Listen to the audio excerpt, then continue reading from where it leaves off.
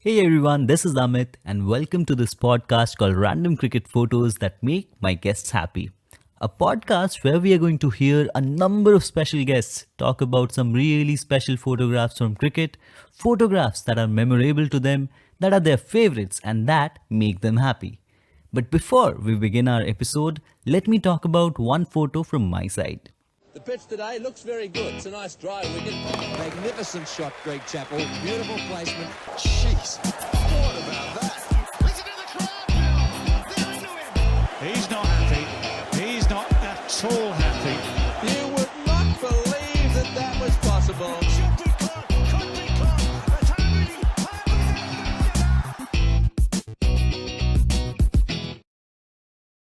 This is a picture of one of my favorite characters from the game, Shoaib Akhtar. It was clicked by Lakruvan Vaniarachi, who is the AFP chief photographer of Sri Lanka. And it shows Shoaib Akhtar at the top of his bowling run-up from the Pakistan vs Sri Lanka game in the 2011 World Cup. He had just bowled Mahela Jayawardene to bring Pakistan back into the match, and then he followed it up with a pacey dot ball. And this photo was clicked right after that. Now, what makes this photo special is that the giant screen, which is in the background, shows the pace of the last delivery bowled by the man, and it reads 159 km per hour.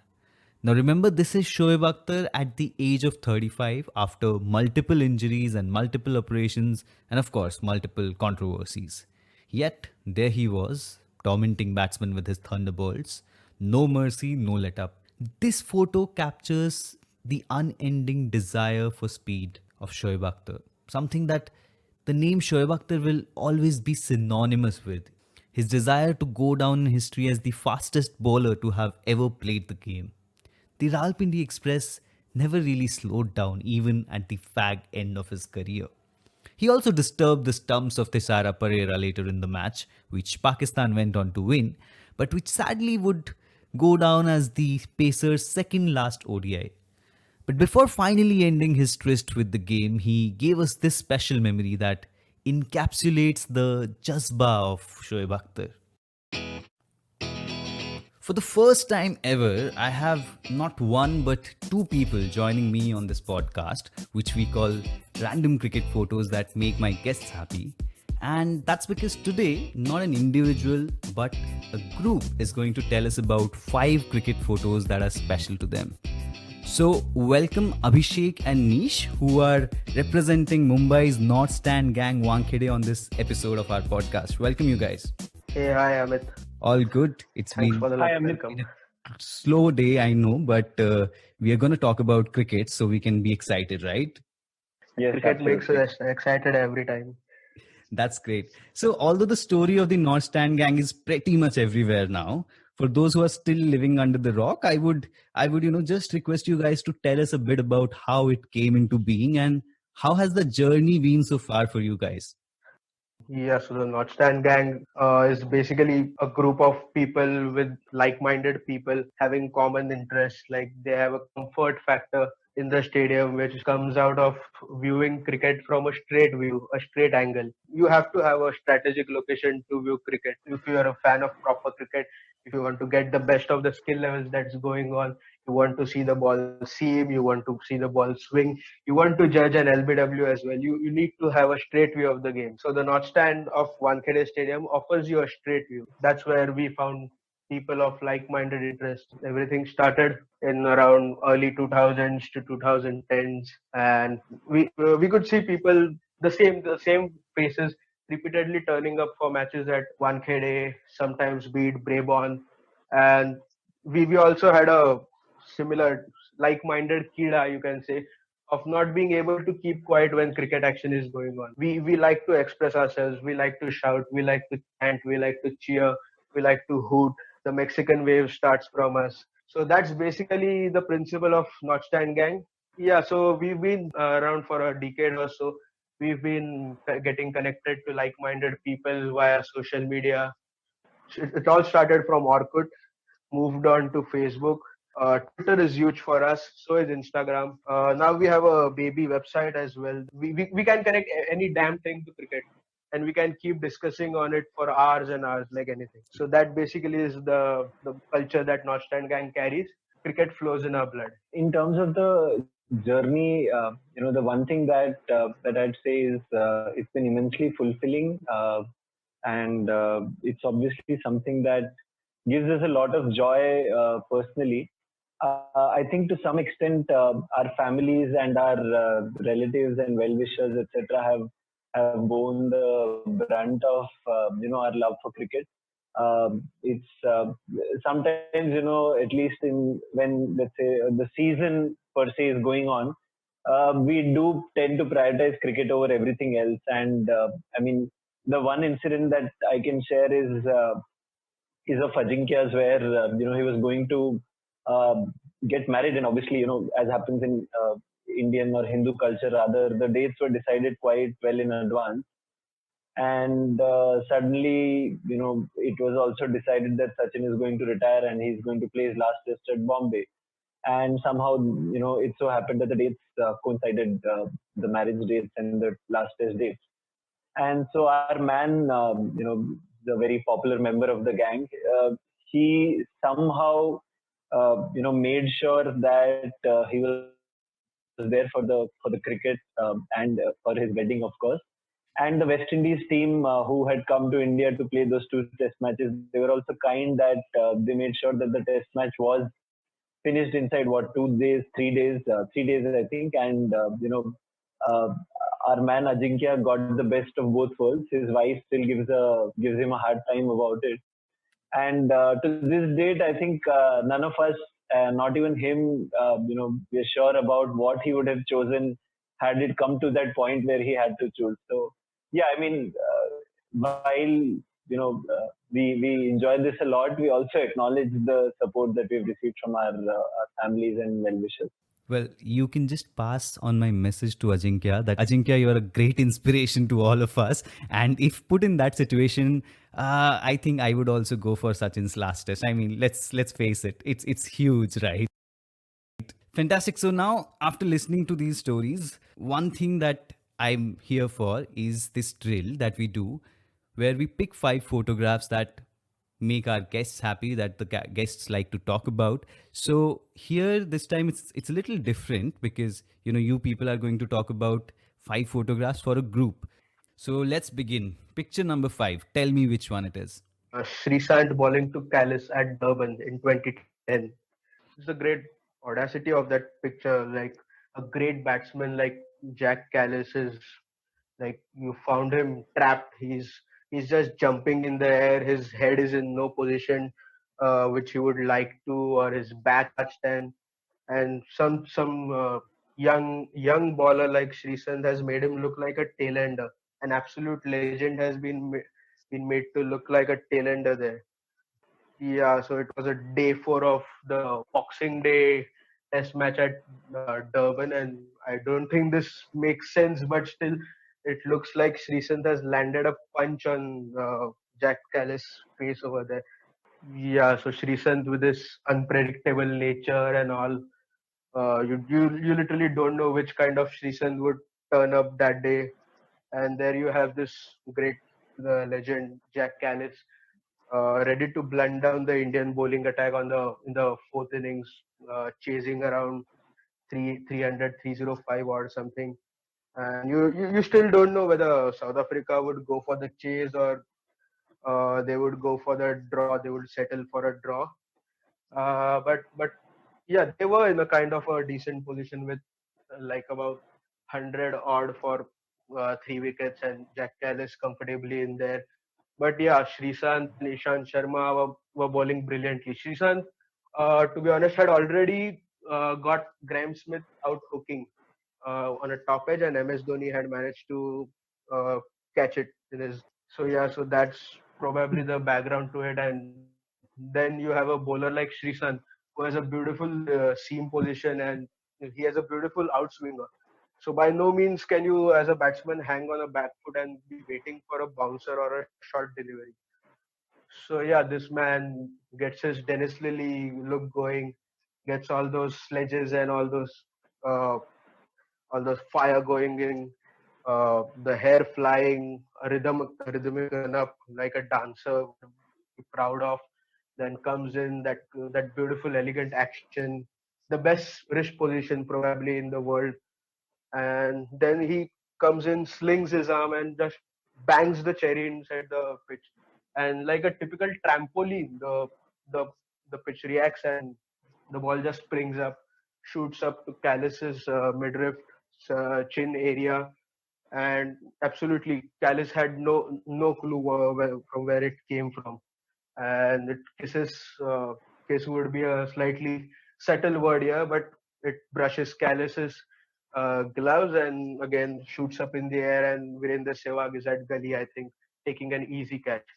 Yeah, that ball, is the definition of a snorter if there is any. And yeah, to get rid of a player as special as Callis with a ball like that, it's a once in a decade moment, I would say. And Srishant on South African pitches was quite devastating. Also, for a fairly brief career, Srishant had quite a number of moments, be it the celebration after dismissing Gilchrist in the 2007 World T20, or was it Hayden, I believe. And then that six of Andre Nel. And but yeah, Andre Nel, who would forget that, and the dance after that. again, these are the moments that often overshadow his bowling performances, which also, I mean, on that trip to South Africa, what he did in Johannesburg, getting South Africa out for 84, that was a brilliant effort. That was the previous trip, I guess. Yeah, that was 2007. Yeah, that was 2007, and then he came back for a second entry on his favorite South African land, and again gave India a famous victory. He might not have contributed that much again, but yeah, this particular moment was a huge contribution back then. Yeah, one of the defining moments of his brief career. So after Srishant, who or what comes next? This is a picture that probably wasn't like a conventional choice, or wasn't something that we had seen a long time ago. Actually, it was something that just came up on Twitter a while back. There's this guy called Martin Williamson on Twitter, who was the former managing editor of Cricinfo and ESPN UK. And he tweeted out this picture fairly recently, and it's a bunch of kids. One of them is on top of a light pole, and there are a bunch of them, standing below the light pole, next to the light pole, and watching him watch the 1934 Oval Test between England and Australia. Perhaps they're waiting for their turn to go up, or something like that. And in the entire picture, there is not a bat, not a ball, not a piece of cricketing equipment. We just have to take sort of the photographer's word for it that the kid is on top of the light pole to catch a free glimpse of the cricket. If you talk about the test in itself, I think Bill Ponsford and Don Bradman scored big runs in the first innings for Australia. They got some 700 odd runs, and after that, it was just a cakewalk for them, as it used to be back in the day in Australia versus England contest. And Australia won the test as well as the series. That put aside, just the sheer unadulterated love, that comes across in this picture in the minds of kids for the game that we have, is just something that warms our hearts a great deal. It's the kind of love that has made great cricketers, passionate enough to go through their long careers. Is the kind of love that makes North Stand Gang what it is, if I were to put it. And it's also the kind of love that makes sure that our throats are completely unusable for at least 2 days after every India match at Wankhede. And it's not the case that we wouldn't find such a picture in India. Every nook or cranny or corner will have such a picture if one is paying enough attention.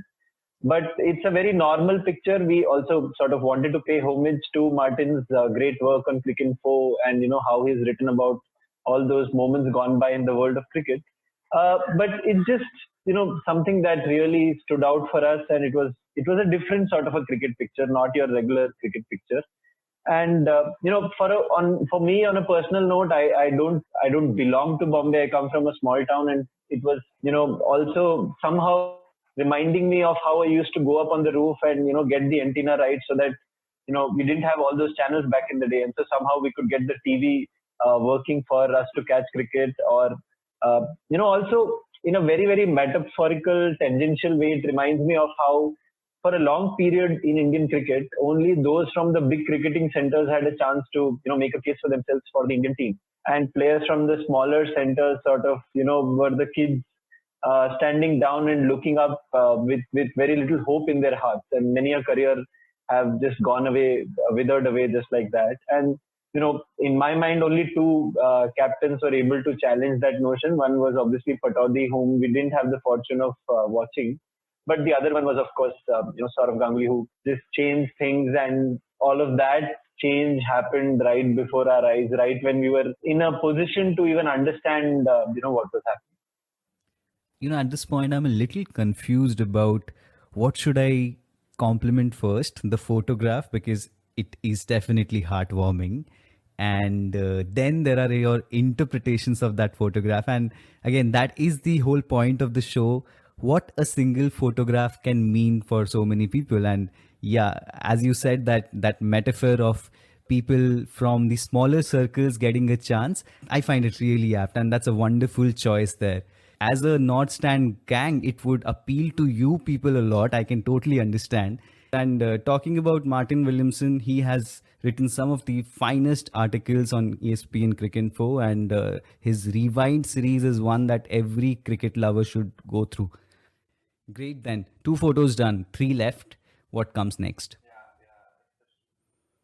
Third photo is the Sourav Ganguly huddle, the Men in Blue huddle. I also like to call it the Adda of Dadagiri, place where everything would start off for Team India back then. Dada didn't get things easily. Dada didn't get things readily made. When he came in, Indian cricket had a dark background to it. There were a lot of issues with obviously match fixing. There were attitude issues with players. Again, Indian cricket had a single face. Like if Sachin Tendulkar played, India played. Sachin off TV, off, the most famous celebrated sentences of the 90s. When Dada came in, his emphasis was not winning World Cups or not winning tournaments. It might be eventually that, but his main focus was building a team, building a generation, building a team culture, getting youth in. So BCCI has always had a decent selection circuit or a domestic circuit, so which throws up the best players into the 11. But to bring those 11 players together and make them play as a team, this got defined by this blue hurdle, the Men in Blue hurdle, which started off around the 2003 World Cup, and it became a talking point of the World Cup as far as Team India was concerned. We as children always had that curiosity to know what literally happens inside it, who's talking in it. It obviously should be Dada talking, but what is the exchange and what sort of language takes place or whatever. So we often have that curiosity of what happened there. But whatever happened, the players came out of the hurdle would always be fired up. So I think that kind of hurdle defined how Dada operated.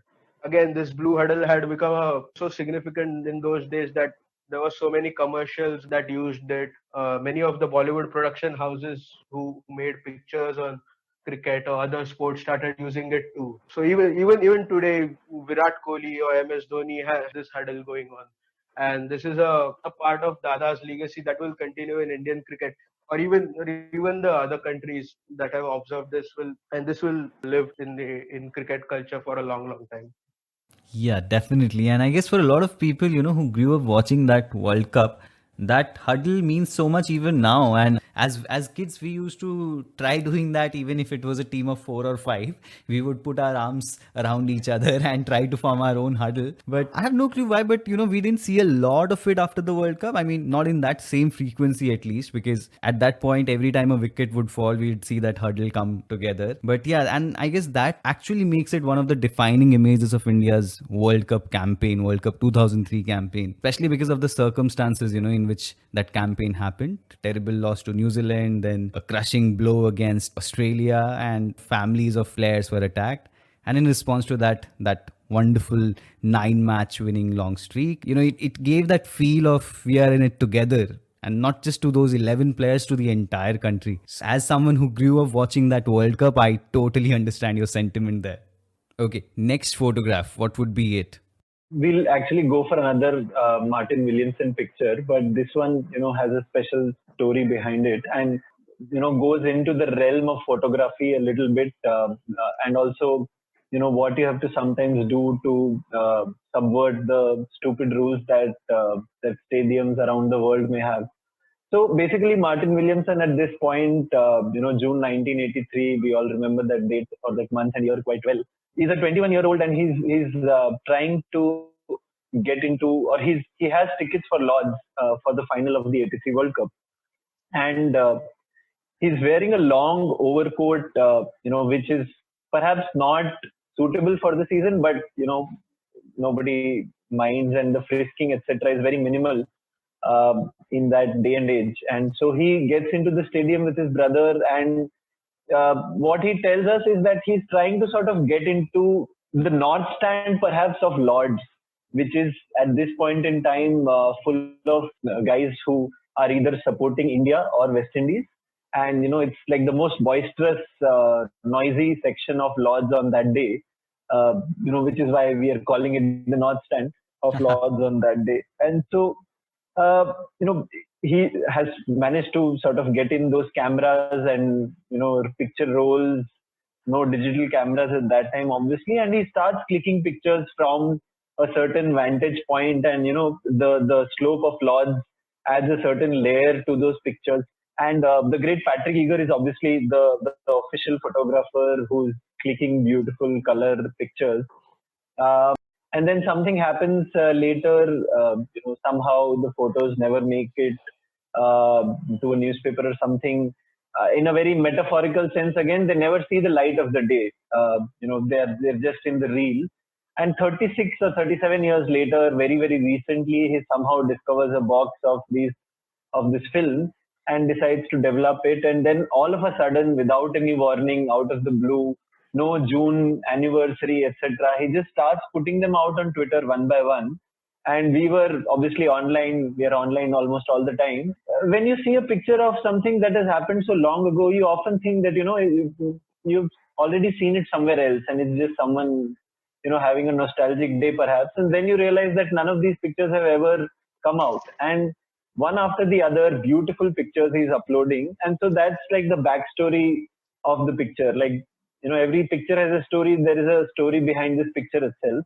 And the one that we have picked in particular is a very popular Patrick Eager picture as well, but Martin has clicked it from the other, 180 degrees on the other side. And this is Mohinder Amarnath, who, is arguably one of India's best ever players of true fast bowling, very brave at facing that kind of a bowling attack. He's playing this very delightful cut shot on, one leg with an open helmet that is very reminiscent of those times, no visor in front of the face. And the Patrick Eager picture is a color picture with perhaps, it looks like it's Viv Richards in it. And this one has, the big bird Joel Garner in it. And Joel Garner is sort of unmoved. And, you don't know whether the shot has gone for a 4 or a single or a couple of runs. But Joel Garner is unmoved. He's just seeing the ball go away. And, you're also seeing, the mechanics of Jimmy Amarnath's body in action. And it's just a, delightful picture. You could have picked any picture from that match or that tournament and it would have made for a great picture. But just all of these things coming together, the 36 years or 37 years later part, Martin smuggling cameras into the ground as a 21-year-old, Mohinder Amarnath facing the West Indian bowling attack, Joel Garner himself in the picture, and Patrick Eager, with another black and white, color angle. All of these just add up to, the picture itself assuming greater proportion than, just the story or just the picture itself. At this point, I would say, Martin Williamson, you are a kind human being, apart from being a fantastic writer. I mean, what a glorious photograph of a glorious cricketer, and of course, a glorious day for Indian cricket. And about those cameras and the rules, I would say they still suck. I would be so happy if more cameras were allowed and we could have more pictures of the game from different angles. but this is how it is, and I'm so glad that Williamson took those photographs. So 4 pictures done, 1 left, and this has to be something incredibly special, I feel. So without much ado, I'll let you speak on it. Yeah, so this is 2005, one of those bilateral ODI series that you don't really remember after some time has passed. And this was India versus South Africa, 5-match series. 1 match washed away. The series was at 2-1 in favor of South Africa, and the 5th match was at Wankhede. And the first part of the match was not something spectacular or anything. I think Irfan and Harbhajan bowled well. We were able to restrict them to 225, and Jack Callis scored, I think, 90 odd, a great innings from him as usual. And then when it was our turn to bat, this was also the time when super subs were in. I think Gautam Gambhir and Robin Peterson were the 2 super subs. So we opened with our super sub in Gambhir.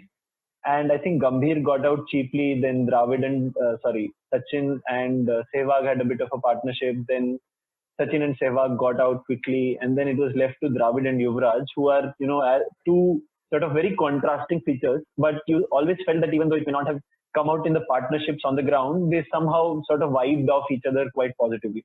And, so it was left to them to complete this tricky sort of chase. And in the South African team at that time, we had Andre Nel, who was, obviously a bit of a character. Perhaps he always seemed like, he was looking for a bit of a fight, a scrape to rile himself up and, get into the act. And this time, I think it was a bit with the players themselves, and also, with the crowd near the boundary. He was seen crushing bottles and everything in his hand, and the crowd was also, not being very kind to him, which is often the case for an opposing team in Indian Stadium. And, so I think Dravid also got hit on the elbow at some stage, and, the crowd cheered him up no end. I think Nel wasn't particularly successful. We won the match, with a few overs to spare. Dravid had one of those, match-winning sort of innings, 78 runs or something, where you're not, scoring 100, but you're not, letting your team wait for another person to come and save you. And so it was one of those match-winning captain sort of knocks. But what happened after this was what, is there in the picture and what makes it special. Dravid somehow realized that a lot of chanting and cheering and support had come from the North Stand in Wankhede. And with his arm guard and bat, he made his way to the North Stand and, made it a point to acknowledge us, thank us perhaps, and raise his bat towards us. Something like that has happened later also in the recent India versus West Indies T20, where Kohli was, really in sync with us. But just the fact that it was Dravid who was doing it, and he was doing it in 2005, just the fact that he came to us and did it, just took our breath away. And, we have a t-shirt where we mention all the great moments of cricket on Wankhede. And one of them is, we were there, or I was there when Dravid thanked us, or thanked Dennis G. And not many people are sort of able to get the connect, because, as I said, the context wasn't great to begin with. And then, we have this whole story to tell them. So this is perhaps a story of how a meaningless cricket match can still give rise to a great picture and therefore great memory. Beautiful picture nonetheless, but there is also a bit of a context here. As far as I remember, so this was the 5th ODI, the decider match. And right before it, India played South Africa in Kolkata. That was a match where all the crowd openly supported South Africa. South Africa won by 10 wickets, because of the context of Greg Chappell, Sourav Ganguly spat. A lot of Indian cricketers also faced a lot of abuse or, bad mouthing by the Kolkata crowd. So I believe there is that bit of context here, because after the match was over, so Rahul Dravid was asked about, the reaction of the crowd. And of course, in his gentlemanly way, he didn't talk much about it. Definitely, as a cricketer, you would be hurt if the opposition is cheered for by such a big crowd.